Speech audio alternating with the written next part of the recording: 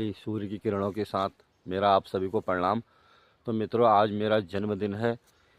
तो मेरा बर्थडे है आज। वैसे मैंने ज़िंदगी में अपना कभी बर्थडे तो बनाया नहीं, पर आज भी नहीं बनाऊंगा। पर मैं आप लोगों को सूचित कर रहा हूं कि आज मेरा बर्थडे है। आज मैं कम से कम 37 साल का हो गया हूँ मित्रों। तो सभी मित्रों को मेरी दिल की गहराइयों से प्रणाम। सबका दिन शुभ मंगलमय हो। भगवान भोलेनाथ की सब पे असीम कृपा बनी रहे, मेरे फॉलोवरों पे, मेरे मित्रगणों पे, सब पे।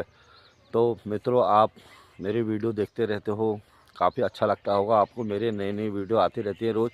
और मेरे साथ मेरे पीछे से एक सुंगरी दोस्त भी है मेरा। देखो ये मोबाइल पर मस्त है बेचारा। हाँ भाई, कुछ कहना चाहते हो? जय पहाड़ी में नौ कहना चाहता हूँ, हमें सपोर्ट करो, लाइक करो, सब्सक्राइब करो। हमारी वीडियो नहीं देखते हो दोस्तों, तुम देखो जल्दी जल्दी चैनल खोल कर हमारा वीडियो तो लाइक ये करो, है शेयर हमारे करो। उस्ताद। तो जय पहाड़ी सभी मित्रों को मेरा नमस्कार। जल्दी सपोर्ट करो हमको। जय पहाड़, जय जय पहाड़ी।